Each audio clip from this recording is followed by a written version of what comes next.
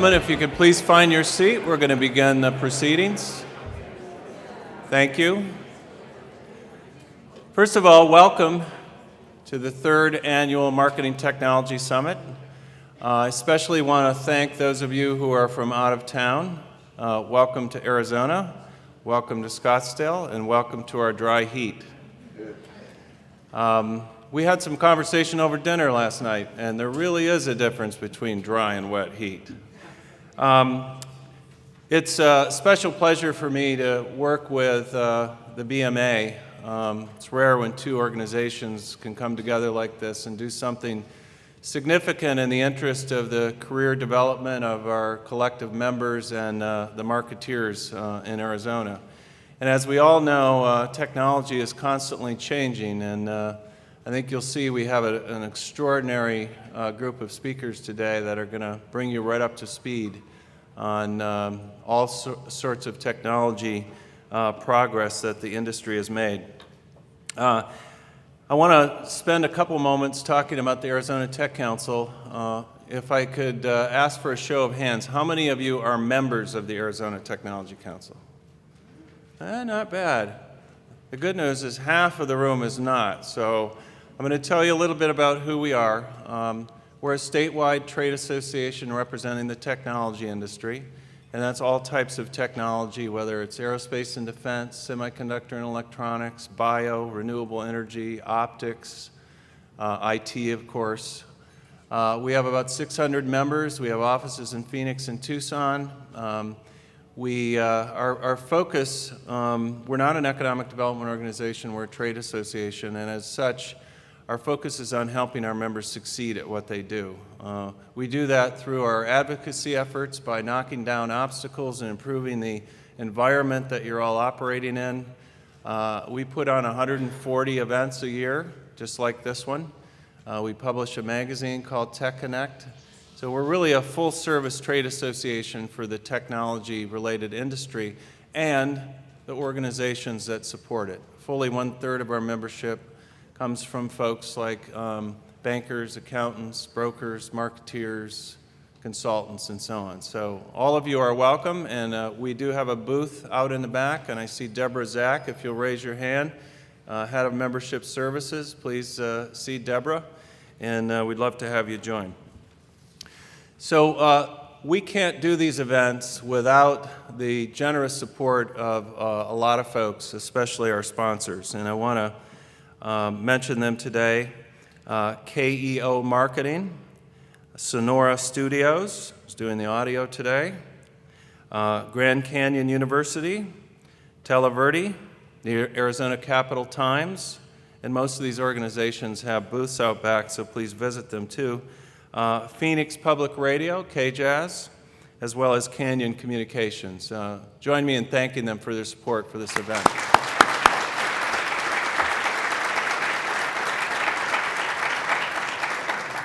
I want to briefly go over the agenda. First up, we have digital and mobile marketing trends for 2011, perspectives from some of the top B2B marketeers in the country.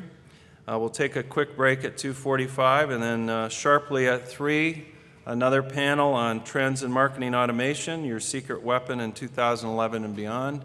As you know, we have some distinguished marketing automation companies here in Arizona, some of which will be on the panel. 4 o'clock, we'll take another quick break, and then at 4:15, we'll hear from our keynote speaker. And then all the networking and cocktail reception begins at 5:15. So one of our partners, as I mentioned, in putting on this great event, and again, thank you all for being here, this is a great turnout, is BMA, the Phoenix chapter, and I want to introduce you to the president, Sheila Clefcorn. Hopefully, there she is.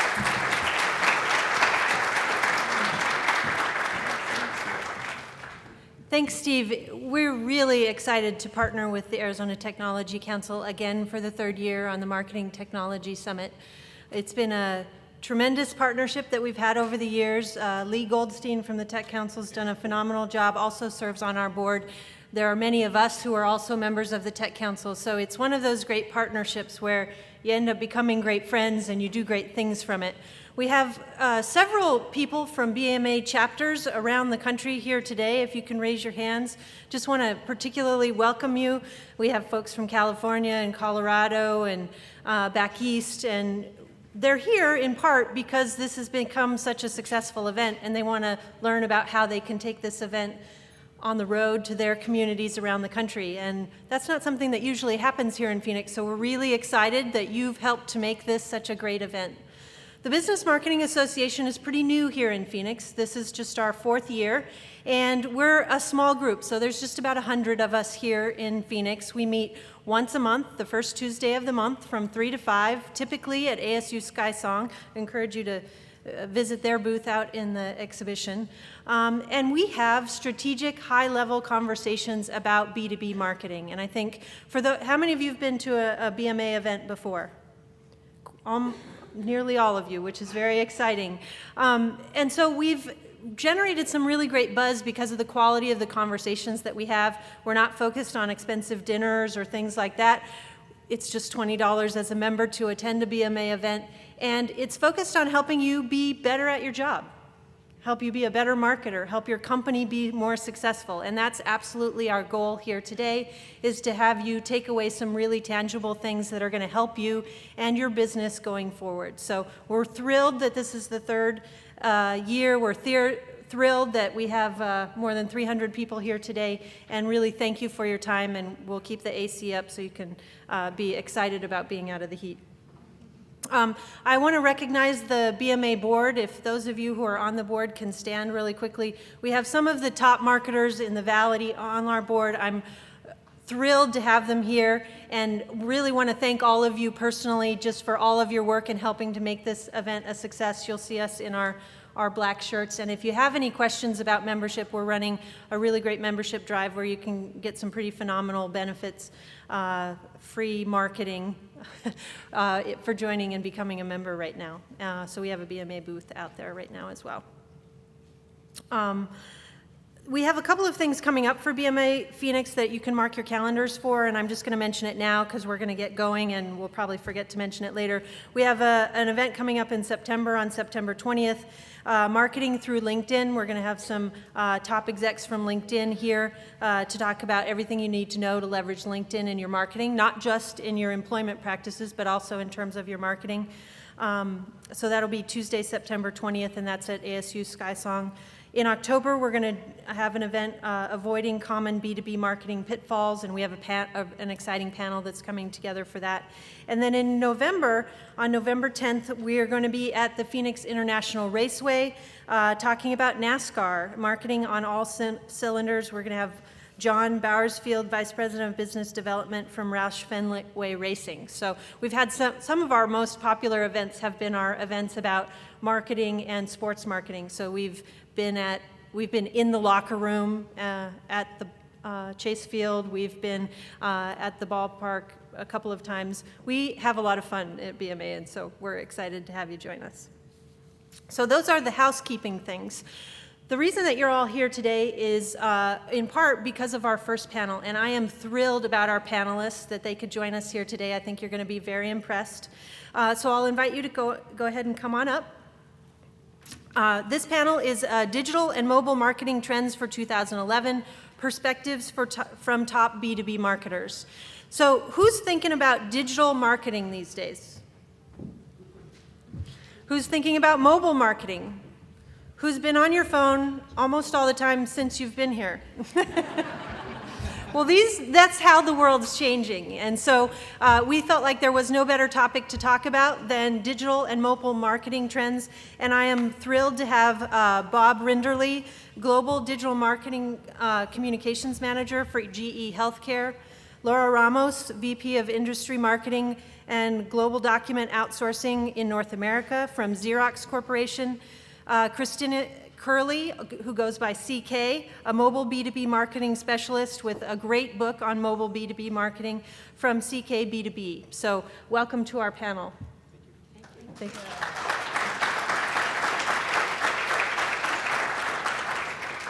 So I'm going to give each of our panelists about 5 minutes to give you a little bit of an overview, and then I'm going to ask a question, and then we're going to jump right in. The purpose of today is for you to ask the questions that you lay awake thinking about at night and wish you could solve for your company, the things that you wish that you knew how to do so that you could leap ahead of your competition, and we've got a perfect panel to answer those questions. So be thinking about your questions, because the majority of our session here today is going to be in talking about what's most important to you. So I will let Laura start us off. Thank you, Sheila, and thank you all for having me join you here today. My name is Laura Ramos, and I'm the Vice President of Industry Marketing at a little company you may not have heard of. In fact, is there anyone out there who hasn't heard of Xerox?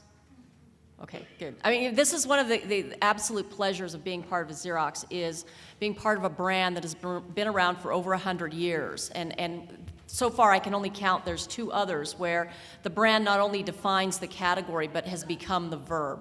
Would you go Xerox that for me?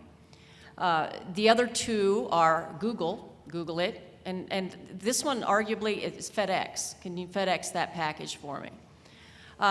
So I've been with the company about 1.5 years. My team does industry marketing for the services side of the business. So let me put this in a bit of perspective for you. Xerox is a $22 billion company. About $2 billion of that comes from the document outsourcing services. So if you think about it, the Trojan horse strategy here is you buy the copier or the multifunction device, you buy more of them, you need somebody to come in and manage that fleet. We do that for you. And then we come in, as we manage the fleet or manage internal printing operations, we take over that and show you how to make those business processes better.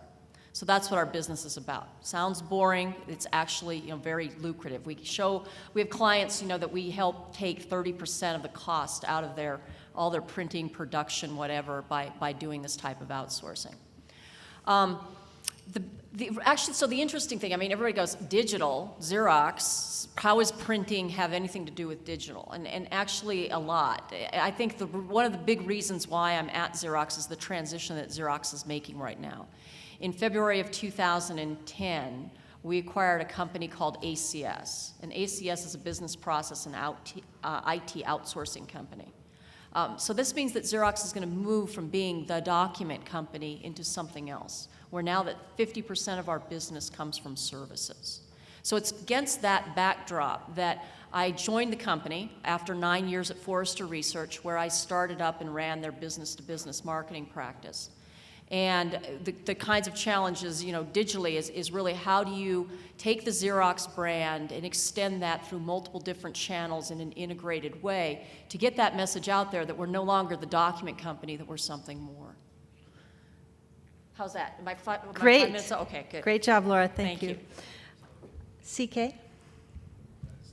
No, I'm good. Hello, I'm Christina Curley, otherwise known as CK, and I think it really speaks to the leveling age we're in, that I'm between 2 billion-dollar behemoth industry companies, and yet I'm a brand of one. I am thankful to be here. I am really thankful to be in dry heat, because New York City, it's much hotter in New York City than this wonderful dry heat here, but really what I'm focused on is actually as a change agent outside of these big companies to get them to innovate their marketing. And most essentially, it's been around mobile the last few years. Just a show of hands, who here did not bring a mobile device with them today?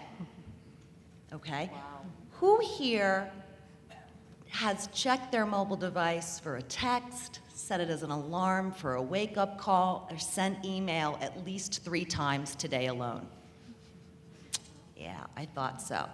In a time when we're looking at 700 million Facebook accounts and 500 million Twitter accounts, you start to feel the gravity of how mobile is changing the world when I explain to you right now, as we sit here today, over 5.3 billion mobile devices worldwide. And then I start to tell companies, don't you think out of those 5.3 billion, a lot of business executives are using mobile, and it's the one device that's always with them? So we're really in a time of tech innovation right now where B2Bs can leap ahead with the one device that's always on their markets all the time, and it's really a one-to-one medium. So my job is to push these big, mid-size, and small companies to innovate around this most innovative and adoptive platform ever.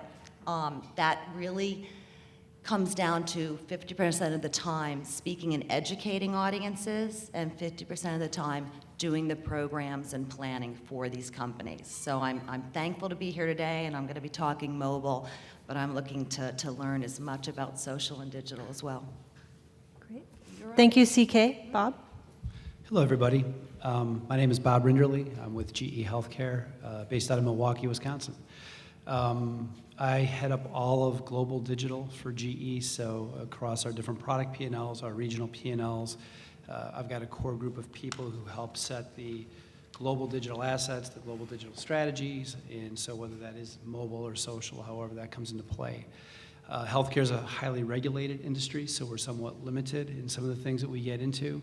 And quite frankly, just being a large behemoth company, healthcare alone is a $17 billion entity within GE. You can understand that maybe there's bureaucracies and things that can sometimes get in the way of some decision-making process. But by the same token, I'm in a pretty beneficial space, and I think very relevant to what you're dealing with, is that I've come in a very new capacity in GE. I'm really the first global digital lead that they've had. I started off in one of our regions about a year ago, or 2 years ago, and for the past year I've been running global. So only in the past couple of years has GE really, in the healthcare space, made a commitment to digital. So that's probably not unlike some of the space that you guys are in. Previous to being with GE, and I've been there about 2 years now, I was on the advertising agency side with DDB, what used to be known as FCB, it's now Draft FCB, Kramer Krasselt, which actually has an office here in Phoenix, working on products like Porsche cars, Corona beer, Hyatt hotels, a lot of large business-to-consumer products. So I've got a big B2C side in my history, and then made the jump to B2B with healthcare. And you can do that essentially. A lot of times in marketing, this is just one aside, but a lot of times in marketing, people will want to shoehorn you into, are you a beer guy? Are you a healthcare person? At the end of the day, marketing is marketing. And Peter Drucker, the great marketing and management guru, used to be famous for saying the purpose of business is to create a customer. And that doesn't matter if you're a 50-person company, a one-person company, or a $46,000 person entity like GE Healthcare. At the end of the day, it's about creating value in the marketplace, selling something to somebody who needs that value, and what's that process all about? So, the practices, the best practices of marketing apply regardless of size. Great. Thanks. So do we have a great panel or what?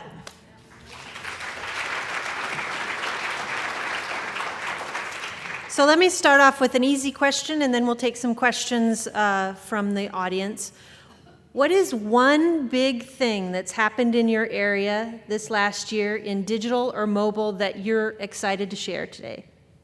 Oh, that's an easy one. There's so many. I said What I'd do you start pick? off easy. What do you pick?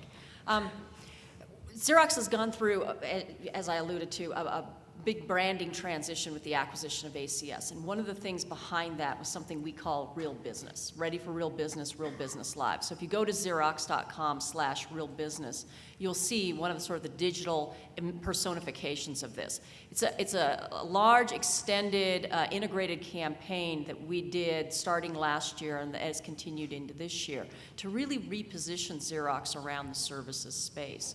And what I found so interesting and so rewarding about the way that we did this, okay, so there's this digital environment that you go into when you go online.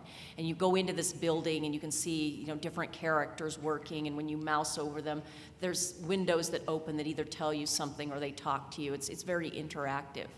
But the real beauty behind this whole campaign is it is tied together in both physical and digital world. There's a lot of television advertising. And have any of you seen the Ducati Xerox advertisement? So the guy's on the motorcycle in the wind tunnel, and the guy comes up in the white jacket, and he says, "Can you translate these by tomorrow?" And the documents blow all over the place. Mm-hmm. Okay, that's one of the examples of the type of thing that you'll see there. And the reason that's so important is because it's affinity marketing. It uses our customers to tell our story through their needs and benefits and what they've got from working with Xerox. And I think when you can look at the types of brands that are represented in that campaign, and you can see how it crosses the television, the physical, the sponsorships we do, and then the real business site, you start to get the sense of the commitment and the extent to which that we've moved out of sort of the traditional Xerox brand and moved into the online and together with the physical world. So that's one thing I'd invite you to take a look at is to look at real business and to see what we're doing there. And can you say the URL again? So Xerox.com/realbusiness. Great. You know, just Thank you. interact with it. It'll tell you what to do. It's pretty cool. CK? Am I allowed to say two things that have been? Absolutely. Okay. She's always rocking the I boat. always ask for more. First and foremost, while likely with your businesses, you're not just targeting the U.S., but other parts of the world as well. One thing that's really interesting in the last 30 days, just in the U.S., is now we have more smartphone sales than we do feature phones. Because you can go to Walmart and get an iPhone 3G or get a Droid for $50. So what does that mean to you as marketers? All these tools now, not just apps, not just SMS, but things like augmented reality, mobile barcodes, and the like, are now available to you in your marketing plans. And one thing that's really important to understand is that mobile is a highly affordable set of media. You can do a couple $100 a month, a couple $1,000 a month, and onward and upward, but it is available and affordable to all size businesses. So that's number one, is that smartphone and true data is now outpacing the feature phones of yesterday and the year before. The second thing is the amount of tools available to us and how perfected and how sophisticated they're becoming to us. Things like augmented reality and mobile image recognition, which sound, I know, really Tron and Star Trek, but they're here and they're now, and they're for business executives to make our work and our lives better, faster, and easier. And again, these are available to us and affordable to us, whether we're a Fortune 100 company or we're a Fortune 3000 company. So those are really the two things that are happening that are really exciting for us as businesses in this digital, social, and mobile space. Great. I would say, in kind of building off of that, for us it's, probably comes down to the word focus. The pace of content creation, you've I'm sure all heard content is king, and then that's sort of now morphed into the idea that context is king, and the idea around curation and whether it's Twitter or RSS feeds. There's so much information and data out there. And let's face it, in B2B, most of us don't have very large marketing budgets. So how do you get your story, your brand story, out in all these different touch points where your customers are? It's almost impossible, and it's even impossible for companies as large as GE and Xerox. So how do you guys do it as well for your businesses? So really, and I think probably we all face with our senior managers, people chasing the shiny object. So somebody knocking on your door and asking what your social media strategy is, or what your new mobile app is, or what your new e-lead mechanism that's on the iPad. And I'm pointing over there because one's in my briefcase. Sorry, just force I have it. So I mean, the hard thing really is being able to focus and to being clear about what the value of your marketing engagements are back to the company. I found the most valuable word to me since I've been at GE is no. A lot of people will come in and ask for different things, and they're well-intentioned and they've got the value of the business at heart. But you can waste an awful lot of time and money going down rat holes, chasing different things. So, I mean, this is a very exciting time to be in marketing because there's so many options and so many avenues. And quite frankly, I also come from a company where they, in the history of the company, have not been adverse to moving engineers and other people into marketing roles. They would never do the opposite. You would never take a marketer and make him an engineer. So, part of my mantra as well is, there is a value back to the company of being a smart marketer, of having your MBA or having years of experience. But I mean, we have to stand up as a marketing entity here and defend and demand the respect that comes with the economic contribution of marketing back to the company, because if you step into this space and you don't know what you're doing, you can really muck up a lot of stuff, or if nothing else, retard the growth process of your business. So knowing what to focus on, being strategic, being defensive about what the value is, that would be my advice. Yeah, Bob, I just want to add to that. I think it's really great that the panel that follows this is about marketing automation. Because, the kinds of things that you're saying that you need to keep your eye on and be able to demonstrate marketing's value to the rest of the organization, that technology absolutely facilitates that. Now, it's not the only answer to the problem, but without that, marketing is just that much further behind in being able to demonstrate, what's the value of the Facebook? What's the value of the digital ad? Whatever the case may be, right? And not to leave CK out of this. I know. But I mean, that's, having worked on the B2C side, big, lovely campaigns for Porsche and beer. I mean, who doesn't like to do that kind of marketing?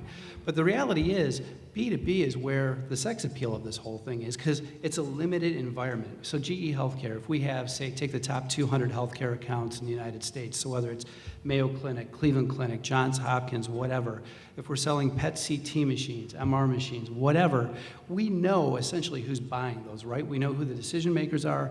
We know who the key influencers are within Cleveland Clinic.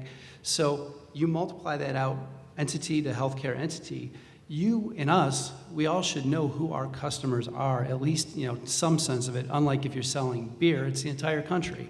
So it allows us the ability to focus. It allows us the ability to be more targeted in our messaging, to test those messages, to do pilot programs. I mean, B2B marketing really is where the value of marketing can come into play. I don't know why it always gets sort of a bad rap, or maybe just, again, as marketers within B2B organizations, we haven't done a good enough job of selling that value. But So Bob, to your point about what you're doing with this very targeted target market, what's one thing that stands out for you that GE Healthcare has done this year? Talking to companies like Eloqua. Seriously, marketing automation. For me, if you start with then the bullseye, and understanding who these customers are, what that customer value is. Again, I'll take a bit of an aside. If you look at GE Healthcare, it's easy within GE, Xerox, I'm sure IBM, John probably faces the same problems. You can get trapped in the processes of large companies. So right now in GE, we're going through what's called S2. It's our budgeting process. That will lead into what's called Session C around December and January, which is our personnel evaluation processes, which will then go into the spring to what's called Growth Playbook, which is our strategy development processes. You can spend the year planning and working the system and losing focus of why you're in business. We do almost exactly the same thing. Yeah, so. and when I worked on the agency side, whether it was Kraft or Coors or whoever, all big companies go through this. And now I've lost my train of thought where I was going with that. What are we focusing on? So I like to simplify it. I had a math teacher when I was in grade school that always broke math problems down into 10 and 2. If you can solve it using those two numbers, you can figure the logic. And I do that with business. So GE Healthcare is a $17 billion company. We know either from America, Europe, wherever, where that revenue is bubbling up, and you can figure out what products are driving that revenue. So at the end of the day, what is the value to the marketplace? And so understanding that and applying either good CRM systems, which quite frankly we need to work on, marketing automation tools, these things that allow us to capture customer visibility and customer value. And then from there, you can build it out to the apps, the mobile campaigns, the social campaigns, the icing on the cake. But you've got to get the bedrock. You've got to get your content down that's search friendly, because 70% of everything starts with search. So you have to get the building blocks of digital down before you can start worrying about all this other stuff. Yep, great feedback. Okay, questions from the audience. Go ahead. So Cheryl Neal with AppNet. I actually have a couple questions. If I can do that, I'll follow CK's lead there. So this is actually for Laura. When you talk about your title has industry marketing, what are some specifics that you're doing that are industry focused, and what kind of industries are you focused on and why? Oh. And then I have one for Bob. We'll come back around to you for that one. So, industry marketing, there's a lot more we could be doing with that at Xerox. But very simply put today, there are some basic core industries that we focus on. Healthcare, financial services, public sector, which includes education, so state and local federal education.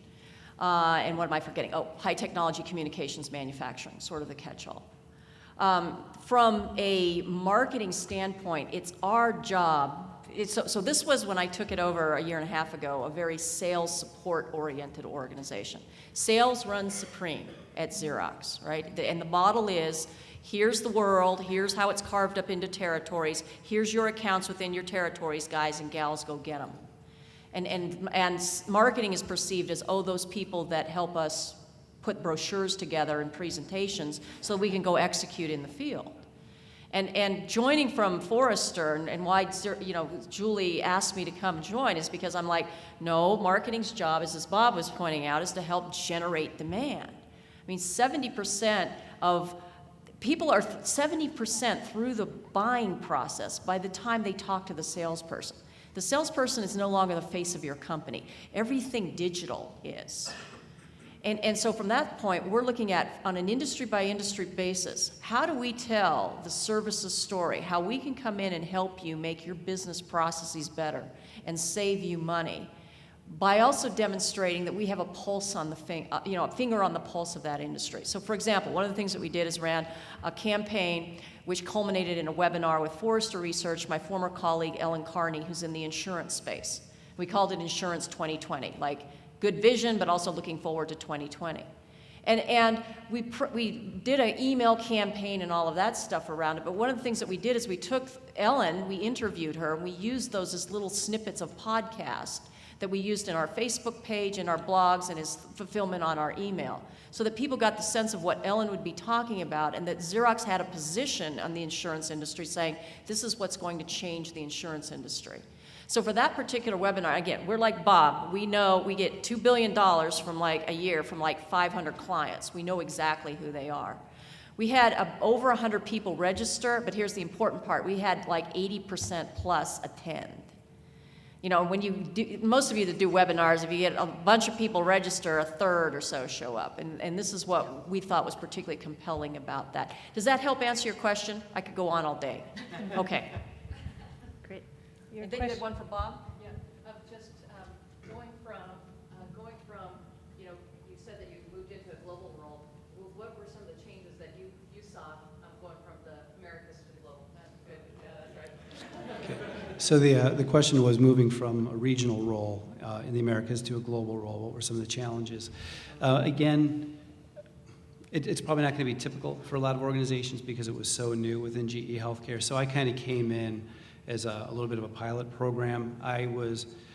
I've been very blessed that when you see opportunities in a company, you have to seize on them and you have to run with it, even if it seems to go against company culture, and that's what I've done at GE. I was fortunate to come in with a CMO sponsor, a guy named Sean Burke, who at the time was the CMO for our Americas region. He now heads up our healthcare IT business as a CMO. But from the day I started at GE, I had his sponsorship and a woman named Linda Boff, who's our executive digital director out at GE headquarters in Fairfield. She works with Beth Comstock. Those two had me on a project from the very first day, which gave me access and availability and credibility. So even in my America's role, I really was already taking on the global perspective because they were drawing on my experience, 20 plus years in the agency business and the previous 12 in digital, running digital strategy, digital production groups. So I came in with some credibility, and I had credibility given to me through the organization. And so I've been able to carve a unique path within GE that the typical person coming in mid-career would never have. I understand that, I'm grateful for it.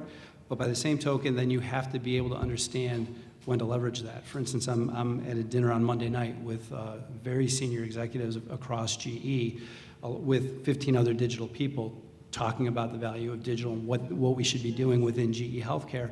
And quite frankly, at that opportunity, I can't be shy. I've got to stand up for what I think the value is back to the company. I've got to have strong selling points. I need to be respectful. But when you have a chance, you got to go for it. Yep. Good feedback. Steve?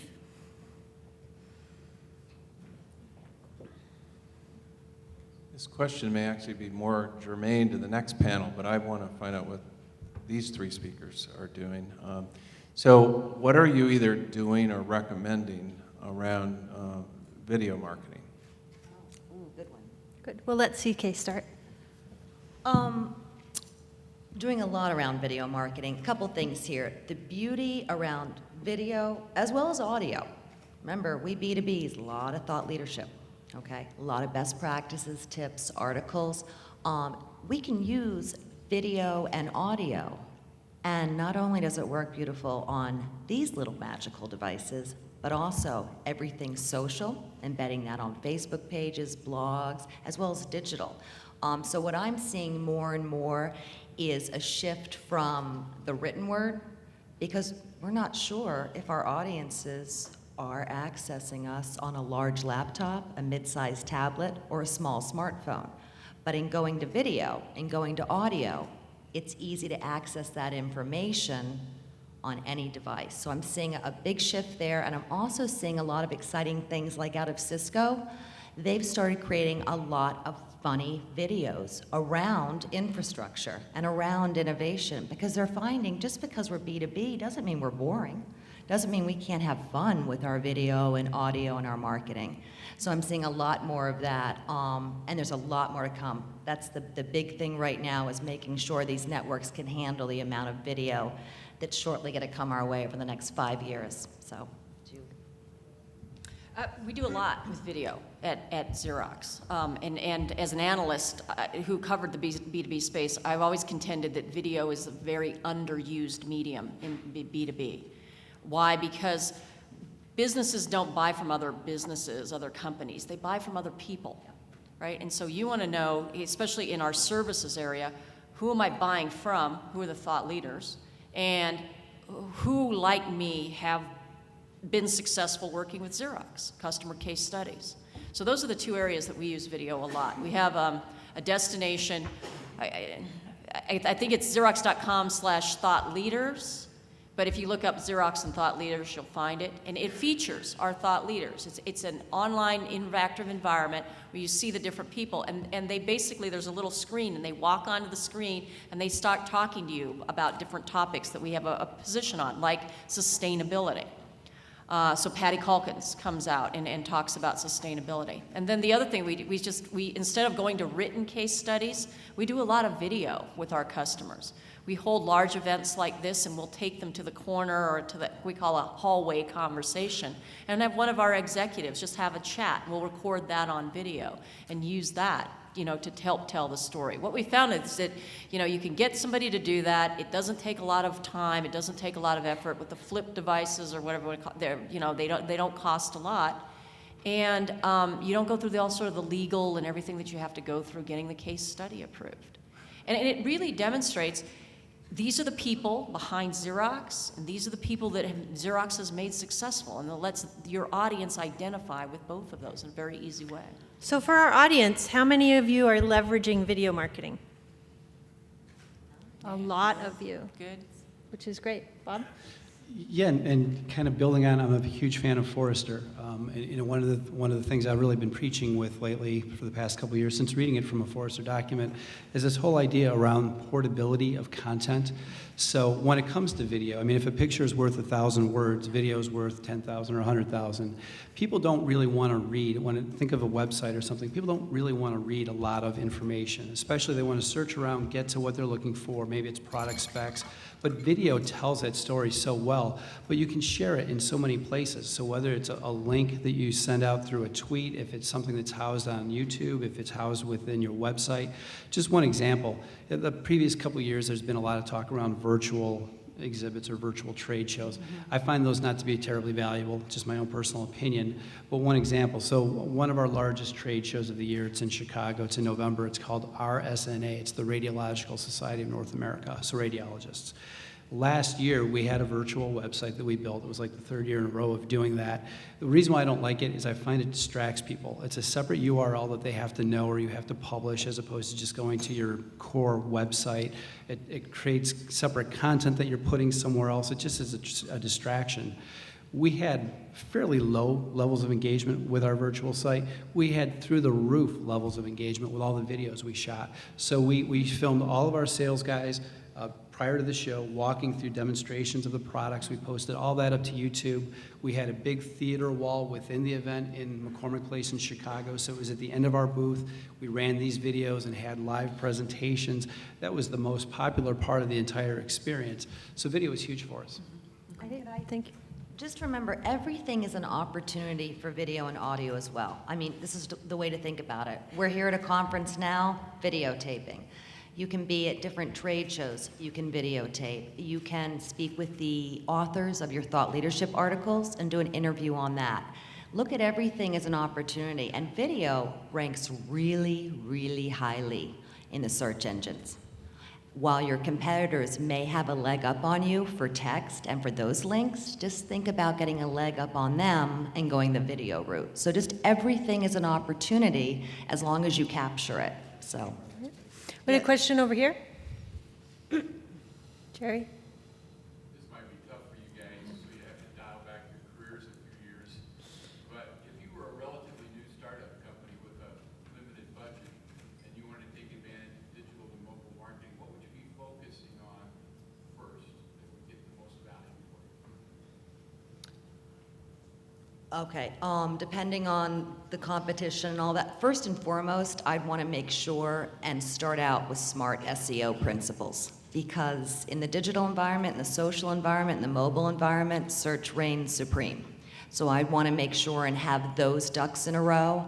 The second thing is I would want to differentiate from any existing competition through these tools, whether it's through mobile, whether it's through social. So you'd have to see what your competition is doing, so if they're going left, you can go right and really make a mark for yourself. But I would say SEO first and foremost, because you got to start getting that foothold. Yes. The other thing I would do is as a startup company is two things. Focus on your website. So CK talked about search optimization, absolutely. But you also have to look at that website from the experience of who is it that you want to attract. So actually the predecessor to that is understand your audience. Invest in the profiling, the persona development. It doesn't have to cost $250,000, but really know who is it you're trying to target. And then make that online experience target them. You have to think about your web experience as being like what we call outside in, not inside out. Your web does not talk about you and how wonderful you are and your products and all that kind of stuff. Nobody cares.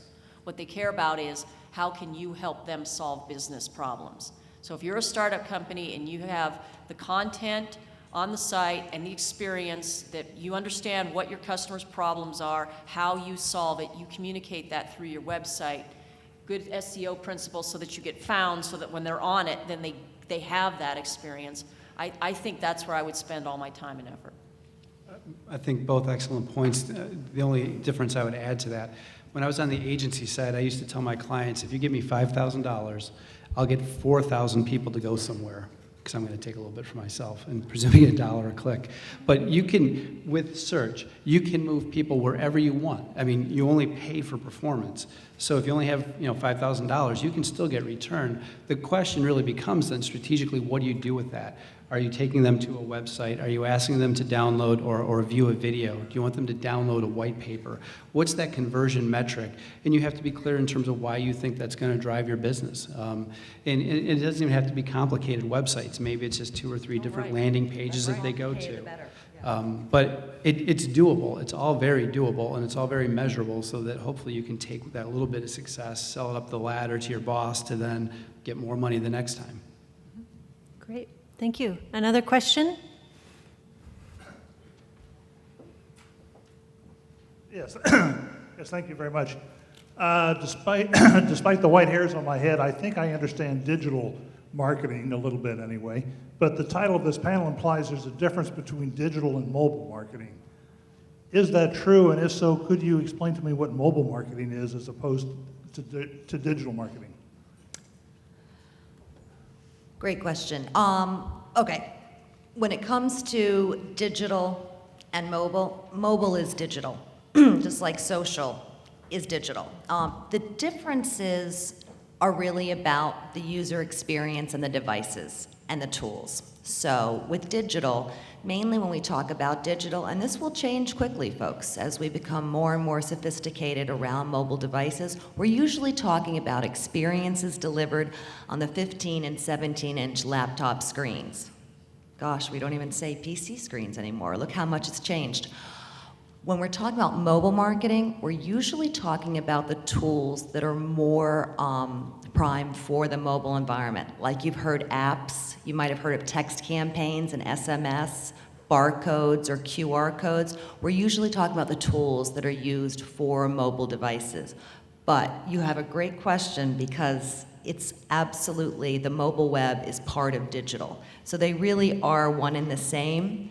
It's just, who is your audience? How are you reaching them? What are the best tools to sell your services and offerings and differentiate from competitors? I just want to make sure I'm answering your question on that because it's a darn good one, because it is all digital.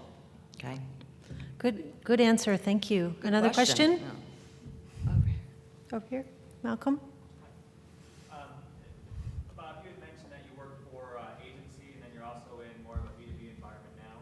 When you're talking about digital and mobile as endpoints for your strategies, do you think now we can stop having a B2B and a B2C and just call it what it is because everyone's a consumer? So the question is, can we get away from B2B and B2C terms and think of everybody just as sort of a customer? My answer is yes. I think what you bump up against are still stereotypes across the organizational levels within companies. I think for that same point, you could drop digital versus marketing, because really if the customer is at the focus of everything you're doing, it's all just, sales blends into that. It all just becomes how do you service the customer. I can't remember, I wish I could remember, the name of the company that's got a billboard at Sky Harbor. I was passing it last night on my way in, and it said, YOU, our three-letter mission statement. And I thought, that's brilliant. I don't remember the company now, but you, you being the customer, the you are our mission statement. Yeah. It's like, that's fabulous. I got to steal that. So yes, ideally you could, and hopefully, as this younger generation, gray hair, blonde hair, whatever it matters, young in spirit, works their way up to selling this stuff, hopefully that'll take hold. My hope is ultimately that the marketing has more respect in the C-suite, and actually we're not trading out CMOs on average every 23 months or whatever. So I'm going to be a bit of a contrarian. Okay. Well, because I was an analyst and I just can't help it. It's still in my DNA. And I'm going to say no. And the reason I'm going to say no is not because consumerism, our ability to use digital devices and take advantage of the digital world, doesn't seep over into the business space. It absolutely does. But in B2B marketing and selling, you're talking about a situation where you're trying to get across the value of a highly considered product or offering or service to more than one individual. And I think that's the fundamental difference between B2B and B2C, is that in B2B, it's not typically one person or the head of the household or the husband and wife or whatever that makes the decision. It's a committee. And you've got to think about so the complexities of understanding the relationship between you and the individuals and you and that company as a whole is what makes, I think, business-to-business marketing interesting, more difficult, harder to measure, harder to understand the influences and the impact of marketing on the sales process. However, the fact that people use digital, that they're 70% of the way through the process before they talk to the first salesperson, just makes marketing more important in understanding how you present and sell and engage an audience to want to buy what it is that you have to offer. I'm not going to be a contrarian. I just want to remind everyone of something really, really core, because this is why I'm in B2B. Our business will always rest on how well we develop and maintain the relationships with our customers and prospects, period. I think maintain is the key word. _ maintain. But I'll tell you something. Here's the thing. I love technology. I'm an innovative hound. I love it. But you know what? It comes down to how you use mobile, social, digital, and whatever's coming next, because something is coming next, to develop and _ maintain relationships, period. Because nothing replaces this face-to-face. These technologies bring us closer to those relationships and sustain those relationships in the interim. So I want to make sure that we understand that while technology is all that, What it really comes down to is the core 101 principles of developing and maintaining _ those relationships. Great, thank you. Yeah. So one of the things that I'm really excited about in the conversation about marketing is that things have really changed in the last 5 years. So over the last 5 years, we had conferences that were mostly about SEO. And then 2 years ago, they were mostly about social, right? And today, we're starting to have a lot more conversations at events about content marketing, sales and marketing alignment. And the really exciting thing is that we're finally talking about the thing that actually happens in real life that we struggle with, and the things about integrating all of it. So in your experience in your companies or with your clients, how are you bridging that gap between sales and marketing and having a more integrated conversation and less about tactically, are you using Twitter, which is what conferences were about a few years ago when Twitter came onto the scene? Well, not to jump in, you answer first. No, no, no. We're right over that target right now. In fact, I'm working with management on what I'm calling a digital center of commercialization, as opposed to like a digital center of excellence. Because when you look at, in B2B, trade shows are a big deal, right? But they're expensive. You send people, you create spaces, you rent spaces in halls. They're very expensive to engage. Digital allows you a much more cost-effective, much more frequent ability to engage. So what I've been doing is putting together that story, showing whether it's even telemarketing versus search versus websites versus e-commerce. I've looked across our businesses and have done the comparison between the efficiencies of reaching out to customers. And essentially what you find is digital is fabulous. So in a company like GE Healthcare, we've always won based on our product excellence, whether it's with regard to really good competitors like Siemens or Toshiba or Philips, who also make excellent healthcare products. We try to win on our product superiority. We've also won on our customer relationships. But digital gives you that really strong adjunct to the sales process. And that's the story that I'm trying to tell, because that's where the value is. If I go to John Deneen, our CEO, and try to pitch a social media campaign or something like that, it's not going to get a lot of traction. At the end of the day, big companies are all about dollars, and how do you prove it to Wall Street? I mean, you guys, if you were watching MSNBC or Fox News or anything this morning, you probably heard Jeff Immelt's name in the news, and people, saying that he's got to be off of Obama's Jobs Are panel. And, we catch a lot of heat at GE for business practices. So there's pressure within the organization to make sure that what we do drives value. So that's where I like to focus on and tell those economic stories. The value I bring to GE is being somebody who then can put those stories together. There's no new information. I came into GE and I knew kind of what to piece together and what to look for. And my value to the company has been aggregating that information and telling that story and being an agent for change. So as I said earlier, we're a very sales-driven organization, and it's a very traditional kind of model. And so we're taking some baby steps, and I think we're starting to see some good success with baby steps, and that's really how you've got to kind of think through this, is the sales organization is used to doing things a certain way. How can marketing demonstrate to them in smaller ways initially, but bigger later on, how that partnership can actually make their jobs easier? So, for example, the most recent thing that we did is in the month of July, we ran a campaign, very simple campaign, but it was kind of the first time we've done this with the business development side, going after new logos, part of our business. Very simple. We targeted 200 accounts, different industries, so retail, banking, higher education, and, payers, insurance payers. And the message, was quite simple.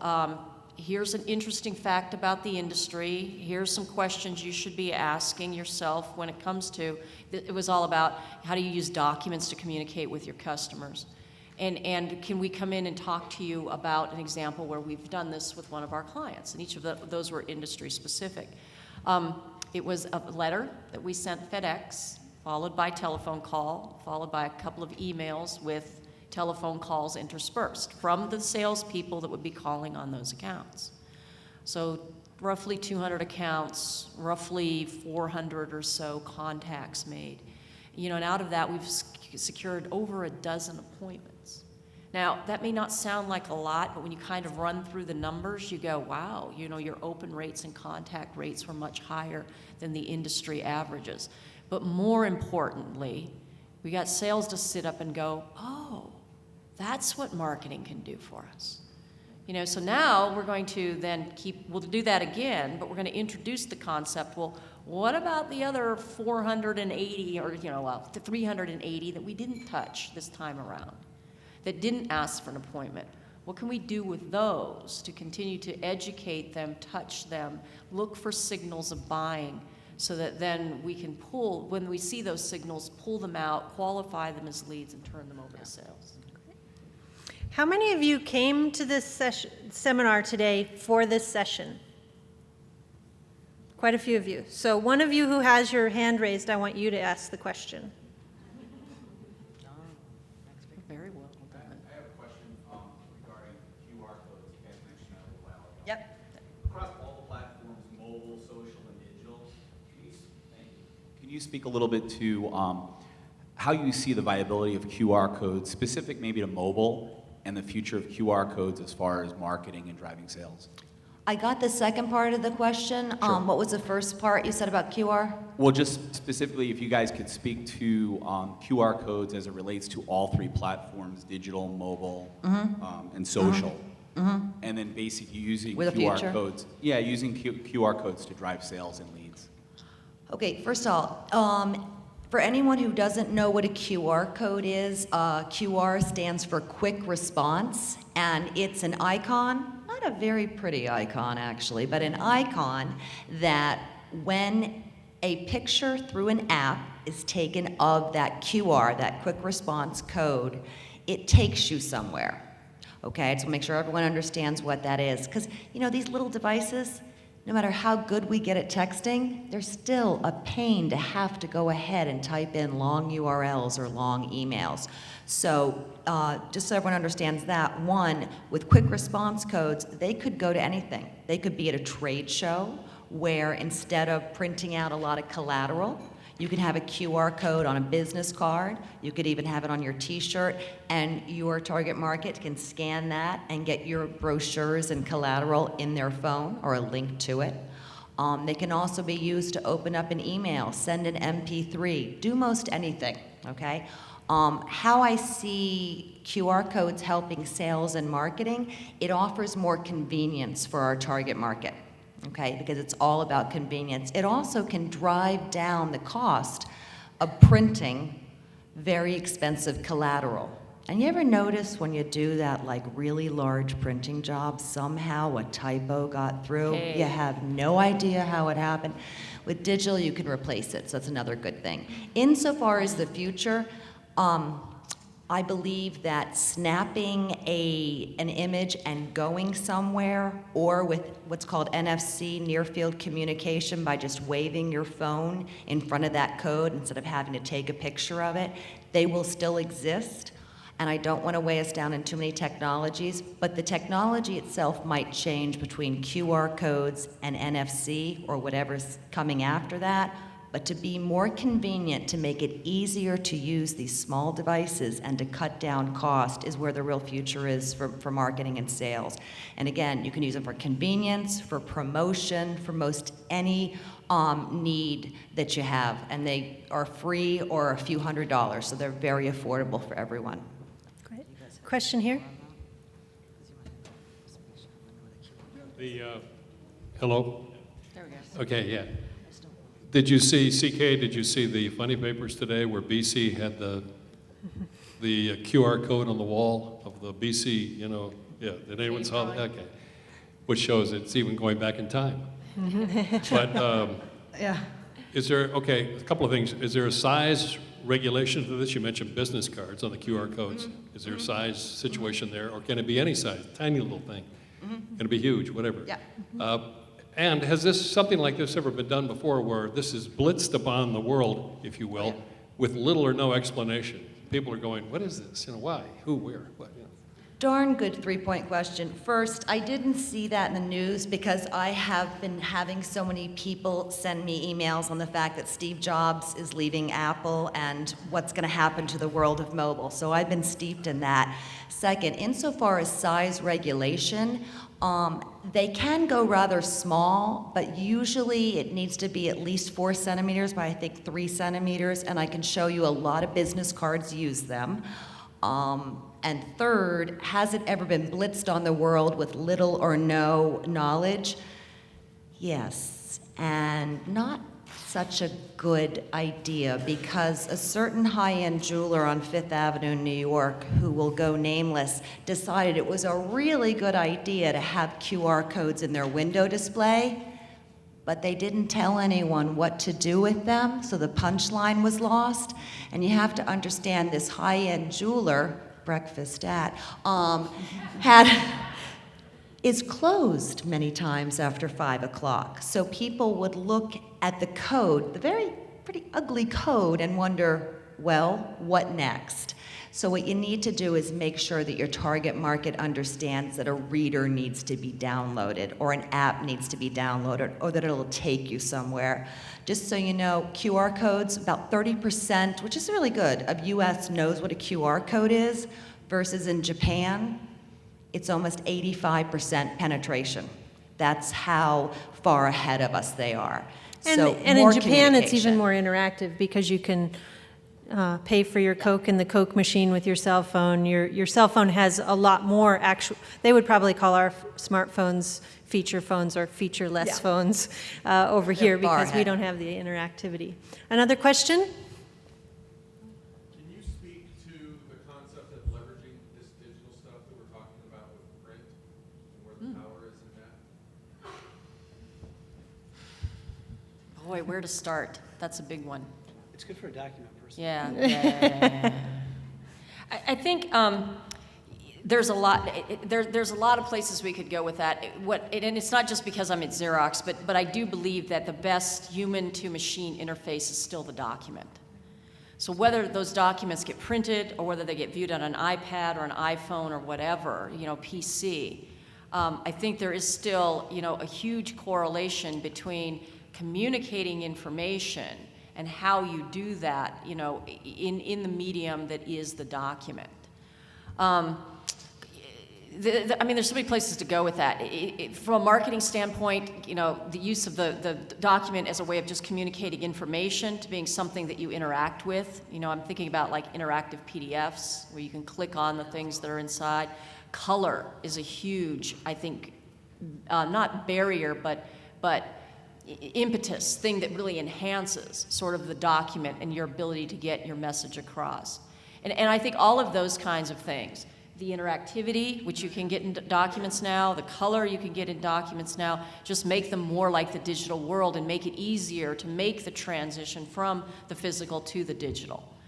I think that documents will still be around for a long time, mainly because there are just so many business processes that are based on, mainframe computers, for example, that are going to be a long time before we transition away from the way that process works, and paper is an integral part of that. But I think that, technologies like scanning is a huge part of Xerox's business now. It lets us become the digital on-ramp to so many different applications. Think claims processing. Before, companies would take the claims, bundle them up, send them off to be processed, photocopy them, keep copies of it in case they got lost. Now, with smart digital scanners that have business process interfaces on that, you just scan them all in, it's all verified, it goes off to the process, gets OCR'd, whatever the case may be, and it all becomes seamless. I could go on. Does that help? Thank you. It does, but I'm also looking at more from a marketing standpoint, using those elements in print, like you would use Sure. the elements on mobile Sure. and any digital product. Do you see a power in that? Oh yeah. That's the power of integrated marketing. You have your print ad with the QR code on it. It's no different than having your URL on it. You're trying to get them to go from the printed medium to the digital medium where you can interact with them, but also capture that activity and start to build a relationship over time.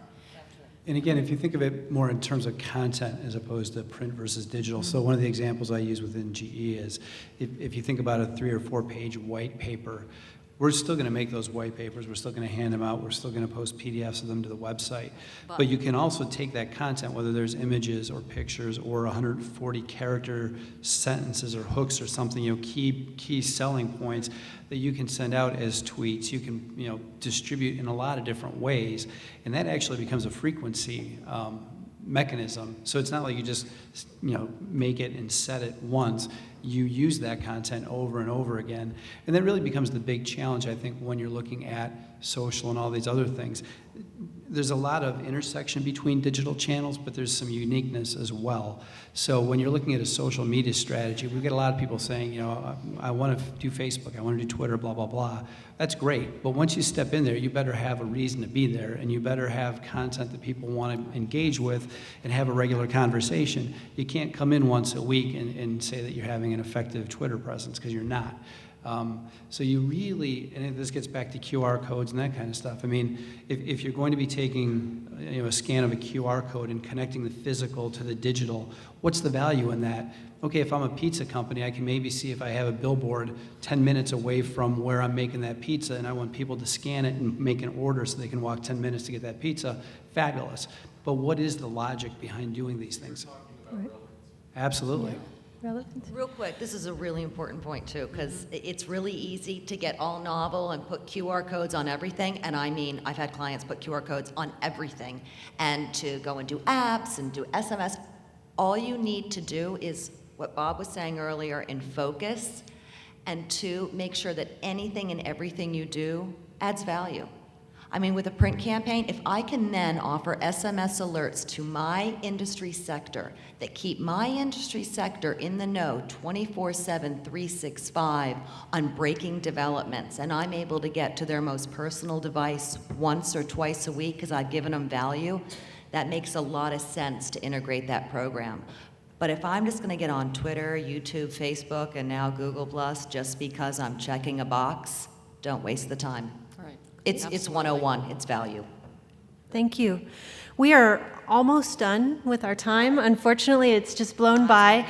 I want to make sure that we leave you with some really tangible things. So I'm going to ask our panelists to talk about the 2 most important takeaways that they'd like you to have. So CK calls them imperatives, but the 2 most important takeaways from this panel and this particularly relevant conversation about digital and mobile. And we'll let you start, Laura. So I'm going to focus on one, and it's something that I don't think we talked a lot about today, but it's what I would call data, analytics, and modeling. So this is what you need to do to understand your audience. And in the digital space, it's, I think, even more important because you can collect so much data about your clients through digital channels. But so you have the data, what does it mean? And that's where the analytics and the modeling comes in that allows you to understand not only how are people interacting, but who are interacting with you and what are the ways that they're doing to interact, and are those the types of audience that you're trying to reach? And if they are, then how are they distributed across things like roles and industry and buying behavior and buying cycle? And that, I think, is the real area where marketing can move from the make it pretty department to the science department, right? And begin to demonstrate these are the levers that you pull to have an impact on the revenue generation engine of the company. But until you become, fluent in this sort of data gathering and analysis and putting that data back to work, it's really hard for you to demonstrate that the things that you do are having an impact on the business. Great. Very good feedback. Thanks, Laura. You're welcome. I'm going to take 2. 1, biggest thing you can do this year in mobile and going forward is to optimize your online content, whether it's your website, your newsletters, because guess what? Your customers are reading those on here, and they're getting really long for them, and landing pages for the mobile environment. Gartner says 2013, Morgan Stanley says 2015. The first way that all the world will access all the web is through smaller mobile devices. So make sure that your websites, you have a distinctive presence for the mobile environment, less text, less images, easier download times, and email newsletters and landing pages are optimized. We don't know who and when they're contacting us and on which device. Second thing to do, just look at your current programs, trade shows, marketing newsletters, customer acquisition. Look at the mobile tools and say, for my already successful programs that are already budgeted and already in play, where can I include a mobile tool or channel to improve that existing investment? Start there, start slow. So those are the two imperatives. One, mobile optimized content, and two, audit your current plans and programs for how mobile could help move the needle a bit further. Great, thanks, CK. I guess I'll take a different tact. Both of those are excellent points, by the way.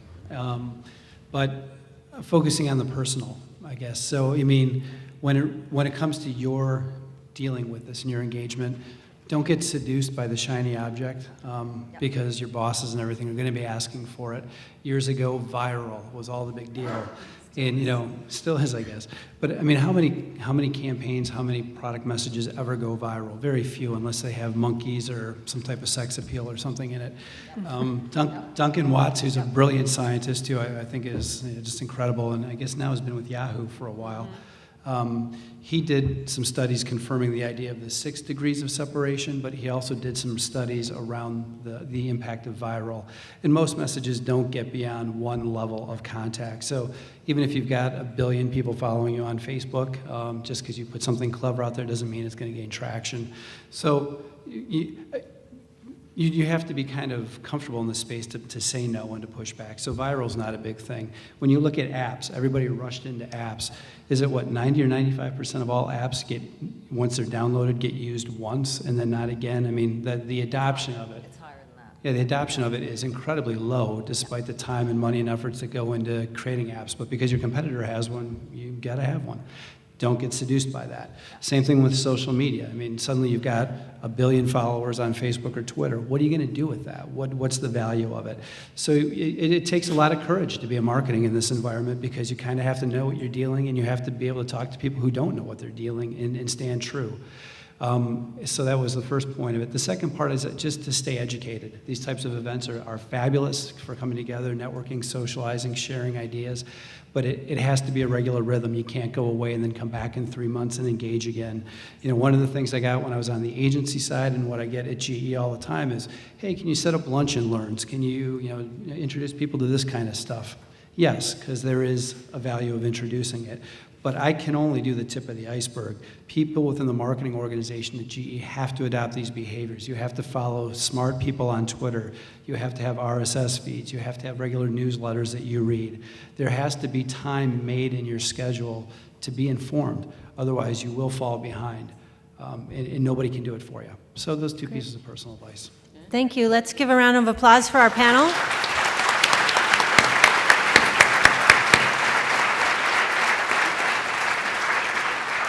How many of you found at least one thing of value in the last hour? Good. Everyone, that's exciting. Well, then I have an assignment, just like we're back in school. So we have a hashtag for this event today. It is pound MKTG Tech, TECH, Summit, Marketing Tech Summit, aren't we geniuses? So MKTG Tech, TECH Summit. If you found something of value in this session and you tweet on a regular basis, please share what that was on Twitter now using that hashtag. Again, pound MKTG Tech, TECH Summit. Thank you so much. We're going to take a little bit of a break, and this is where there's so much good networking. We already had so much good networking out there. This is where it's going to take some discipline because we're going to need you back in 15 minutes at 3 o'clock in your seats for our next panel, the Marketing Automation panel. Thank you.